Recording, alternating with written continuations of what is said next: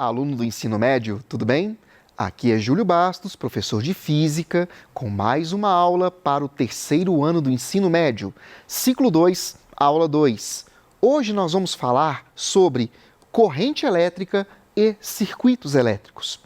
Isso, na verdade, é uma continuação do assunto que nós estávamos discutindo na aula anterior. A gente falou sobre campo elétrico, sobre potencial elétrico. A gente vai continuar agora aprofundando nossos estudos na eletricidade para entender coisas mais próximas da nossa realidade. Então, esta aula de hoje, ela vai ter muitos exemplos para a gente poder entender como que a eletricidade e os equipamentos eletrônicos funcionam. E para a gente poder compreender tudo isso, a gente precisa definir algumas grandezas físicas. E eu vou começar definindo na aula de hoje o conceito de corrente elétrica. A corrente elétrica, ela seria, por definição, o movimento ordenado dos elétrons livres presentes em materiais condutores, passando a cada segundo. Vocês podem pensar da seguinte maneira. Imagina que você está parado na porta da sua casa ou do prédio que você vive e você está contando quantos carros passam em frente de você por minuto. Pensando a nível microscópico, seria essa a definição de corrente elétrica, a quantidade de elétrons ou de carga elétrica que passa numa determinada parte de um fio condutor a cada segundo, ok? Você também pode usar outros exemplos. Eu dei o exemplo aqui da rua, a gente pode pensar também numa torneira vazando água. Você pode ter mais água descendo ou menos água. É o fluxo de água que está passando ali que vai também representar algo semelhante à corrente elétrica, ok? Só que é importante destacar que o movimento desses elétrons livres tem que ser ordenado. Por que eu estou deixando isso muito claro e até sublinhei a expressão movimento ordenado ali? Se eu pego um pedaço de fio simples, sem nada, ele possui elétrons livres em movimento. Porém, esse movimento acontece de modo aleatório. Então é necessário que exista alguma coisa que torne esse movimento ordenado. O que vai provocar esse movimento ordenado? É justamente a diferença de potencial entre os dois pontos do condutor. O assunto que a gente falou na última aula, né? Se eu tenho uma diferença de potencial entre dois pontos, eu vou ter a corrente elétrica, que é esse movimento ordenado das partículas, tá bom? E para a gente poder calcular essa intensidade de corrente elétrica, nós usamos a expressão que está aqui, quantidade de carga Q dividido pelo tempo. Lembrando, gente, que carga elétrica, vocês viram lá no PET 1, é um produto da carga elementar, que é a carga que eu vou ter em um elétron, multiplicado pela quantidade de elétrons, tá? Então aqui eu estou mostrando uma expressão um pouco mais compacta para vocês. E a unidade de medida que nós vamos ter para a corrente elétrica seria o Coulomb dividido por segundo. Só que falar Coulomb por segundo é um negócio que fica enjoado. Então se troca por ampere ou ampere. Alguns falam ampere, outros falam ampere. É a mesma coisa. Tá? Só que essa unidade, o ampere, de corrente elétrica, ela pode ser trabalhada com alguns submúltiplos, ou seja, valores menores que 1 ampere. Normalmente você trabalha com o miliampere, que seria a milésima parte do ampere, ou o microampere, que é a milionésima parte do ampere. Tá? Em aulas futuras a gente vai até voltar nesse assunto para falar um pouco sobre questões que envolvem a corrente elétrica e alguns efeitos, tá? Mas por enquanto o que a gente precisa conhecer é essa definição. Vamos ver como é que se aplica isso num exemplo? Olha só, uma corrente elétrica de intensidade igual a 8 amperes percorre um fio condutor. Determine o valor da carga que passa através de uma seção transversal em 1 minuto. O que é a seção transversal? Lembra que eu falei no começo que é a quantidade de cargas que passa numa determinada parte do fio por tempo? Seria isso. Vamos imaginar que eu tenho um pedaço de fio aqui, eu vou colocar uma espécie de um radar com câmera para contar quantas cargas ou quantas partículas vão passar por ali, certo? Seria isso. Então, eu já dei para vocês quais informações? Dei a intensidade da corrente elétrica e já dei um tempo. Só que presta atenção, eu dei um tempo aqui em minuto. Eu vou ter que passar esse tempo para segundo também. 1 minuto tem 60 segundos, não esqueçam disso. Então aqui, ó, aplicando a equação que eu mostrei agora há pouco para vocês, corrente elétrica, que é igual a 8, isso vai ser igual a Q sobre 60. Resolvendo aqui, nós vamos ver que a quantidade de carga que passou por aquele pedaço de fio em 1 minuto corresponde a 480 Coulomb, ok? Eu posso calcular carga, posso calcular tempo, posso calcular corrente. Claro, dentro de cada exercício você vai ter as suas particularidades, beleza? Continuando, gente, mesmo que a gente esteja falando de um fio condutor, ou seja, é um elemento que tem facilidade de conduzir corrente elétrica, haverá uma propriedade nesse material que vai tornar essa tarefa um pouco mais complicada para os elétrons livres. Essa característica de dificultar o movimento de partículas em um material condutor, nós chamamos de resistência elétrica. Vocês podem pensar da seguinte maneira: imagina que você estivesse na sua sala de aula, lá na escola que você estuda, e você vai sair para a hora da merenda. Você vai sair para a merenda, só que o corredor está lotado de gente também, querendo sair ao mesmo tempo. Principalmente quando o lanche é gostoso, né? Se é um feijão tropeiro, alguma coisa assim, o pessoal fica doido para chegar lá para merendar, não é? Então imagina que o corredor está lotado de gente. Então você vai ter uma grande dificuldade para atravessar esse corredor, ou seja, vai ter uma grande resistência.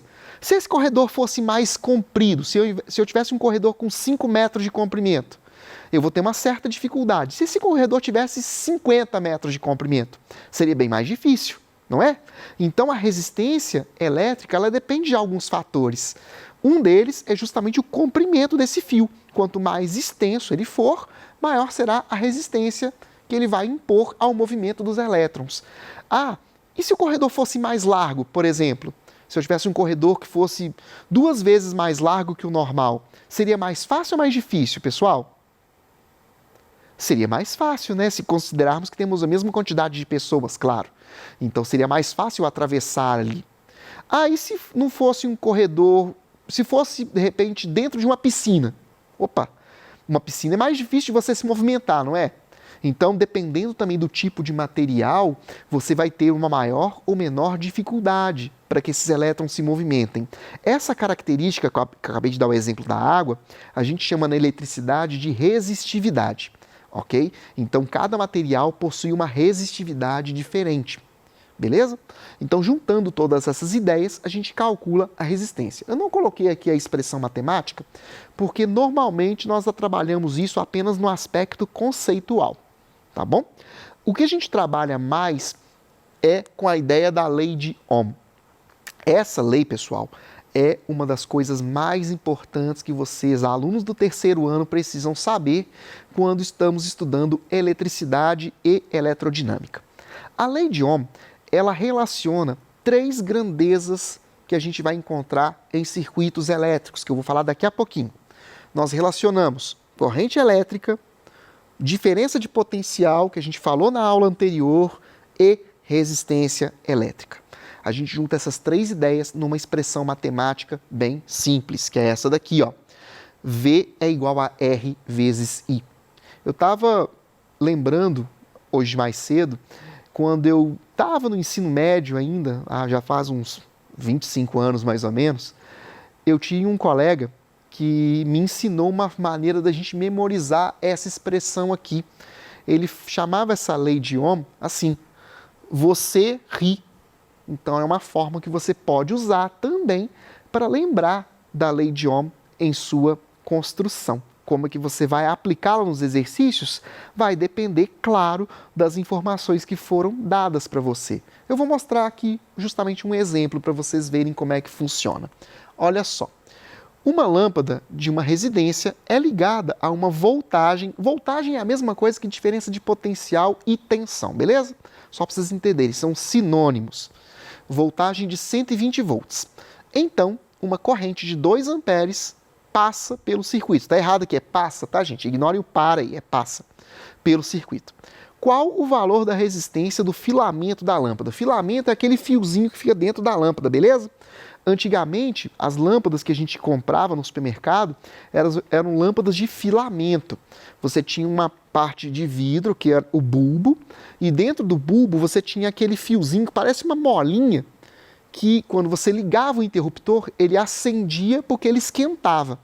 Hoje em dia você não trabalha muito com lâmpada de filamento. Tem um caso ou outro que você ainda encontra. Hoje você tem a lâmpada fluorescente, lâmpada de LED, mas a ideia é a mesma, tá, gente?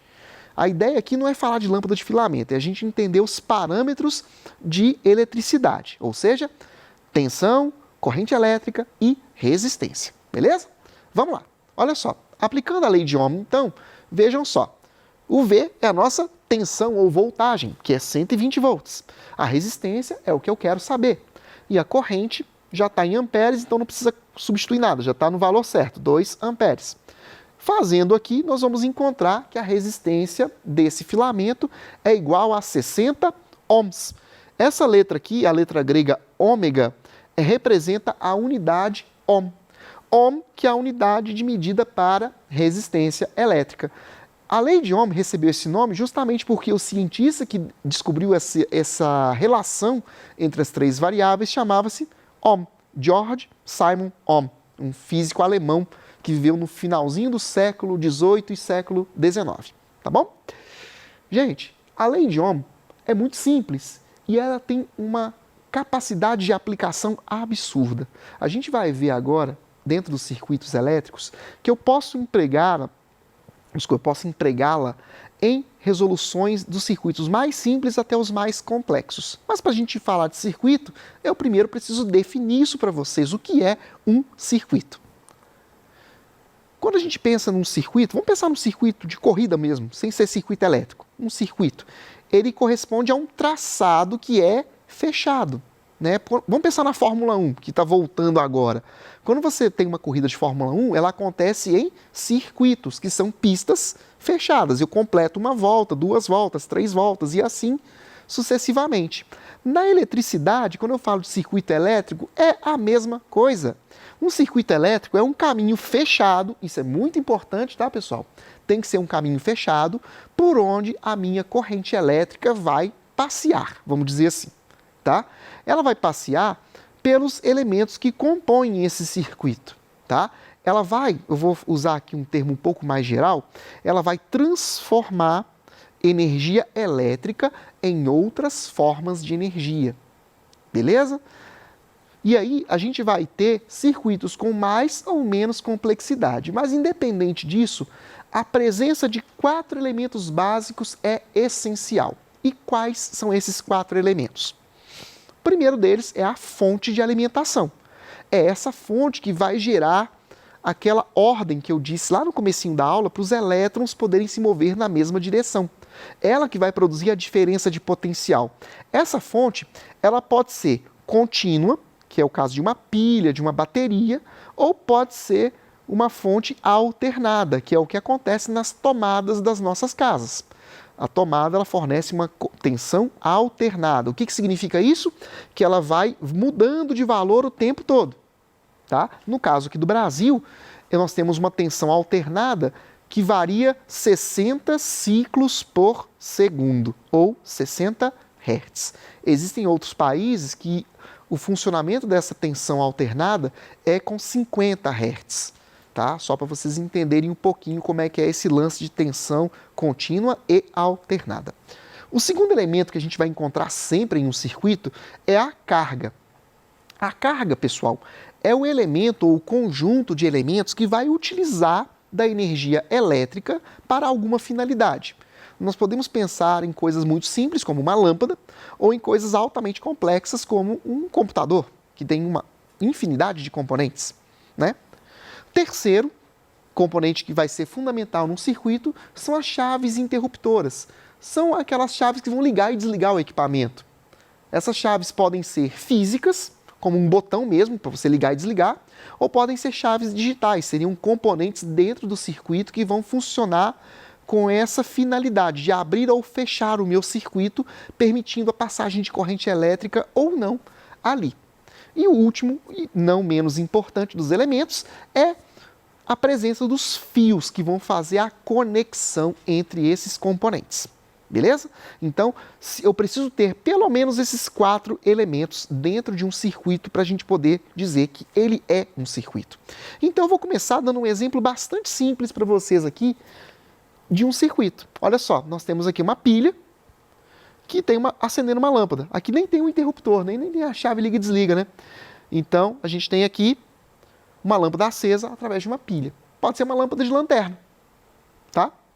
Mas, como eu disse, os circuitos elétricos, eles podem ser desde coisas muito simples, como esse aqui, como coisas bastante complexas, com muitos e muitos componentes, tá? E todo circuito, ele tem uma finalidade. Eu posso ter um circuito simples para uma lanterna, que eu vou usar para iluminar um dia que faltou luz na minha casa. Ou posso pensar num circuito de um celular, que aí você tem vários e vários componentes que vão gerar imagem, vão gerar som. Posso pensar num chuveiro, posso pensar numa televisão, num computador, sei lá, tem aí infinidades de elementos que eu posso pensar. Rádio-relógio. Rádio-relógio não é muito usado hoje em dia, né? Na minha época de adolescente a gente usava rádio-relógio, né? Hoje em dia vocês não usam, usam o próprio despertador do celular. Câmeras fotográficas, essas digitais, têm circuitos também com componentes eletrônicos. Então a gente pode pensar em muitos e muitos e muitos exemplos aí que utilizam circuitos e componentes. A gente aqui vai falar em física nas próximas aulas também de circuitos que usam exclusivamente resistências ou resistores. Mas não existe apenas esse tipo de componente, tá? Eu vou mostrar para vocês alguns exemplos aqui de circuitos, só para vocês entenderem melhor. Isso aqui, gente, é um diagrama esquemático de um circuito de um amplificador. Um amplificador é o quê, gente? Ele vai receber um sinal de entrada que vai ampliar a sua voz, por exemplo. Vai sair num alto-falante que está aqui do lado direito. Então você tem vários elementos aqui. Não tem apenas um elemento ou um tipo de elemento. Aqui eu tenho resistências, tenho capacitores, tenho transistores. Então eu vou ter vários elementos ali dentro desse circuito que vão ter funções variadas, ok? Outro exemplo aqui, ó, isso aqui é uma parte de uma placa de um circuito. Eu não sei dizer se é de uma televisão, se é de um rádio, mas aqui a gente também encontra vários componentes, tá? Aqui é uma forma real, né? A gente encontra resistência, como esse azulzinho aqui, ó, é uma resistência. Aqui tem uma outra resistência escondida aqui, ó, no cantinho. Aqui eu tenho um transformador, tenho capacitores, que eu falei na aula passada, né, que é aquele componente que tem placas paralelas, que você tem carga elétrica de sinal oposto. Lembra? A gente falou sobre isso na aula passada. Tem capacitores aqui, tem outro tipo de capacitor aqui, tem transistor. Aqui, ó, tem transistor aqui, tem transistor lá atrás também. Então você vai ter vários tipos de componentes dentro dessas placas. E o terceiro exemplo que eu vou mostrar aqui, ó, parece uma cidade vista de cima, né, gente? Parece uns prédios vistos ali, umas casas ou uns carros, né, se a gente pensar em estacionamento. Não, não, não. Aquilo ali também é uma placa de computador, uma placa de notebook. Esses retângulos que vocês estão vendo aqui, pessoal, sejam eles os grandes ou os pequenos, são aqueles mesmos componentes que eu mostrei aqui, ó, só que num formato miniaturizado, versão miniatura. Eles fazem a mesma coisa, tá? Só que aí eu tenho centenas, milhares de componentes ali dentro. Tá? Então, independente da complexidade do circuito, pode ser esse aqui, simplesinho, uma lâmpada, ou pode ser esse daqui, cheio de componentes. A lógica por trás, para a gente calcular corrente, tensão, resistência, a gente vai utilizar sempre a lei de Ohm. É claro, gente, que nas nossas aulas, nos nossos exercícios, nós não vamos trabalhar com aqueles circuitos altamente complicados, vamos trabalhar com coisa muito mais simples, né? Mas só para vocês terem uma ideia de qual é a variação de tipos de placas ou de circuitos que eu posso encontrar no dia a dia. Beleza? Eu vou encerrando por aqui a nossa aula de hoje, tá? Não deixem de fazer os exercícios que estão no PET, procurem outros livros também, o livro didático, pesquisem na internet exercícios sobre esse conteúdo. E caso tenham dúvidas, mandem as dúvidas para a gente poder tirar aqui ao vivo com vocês, tá bom? Bons estudos para vocês e até a próxima!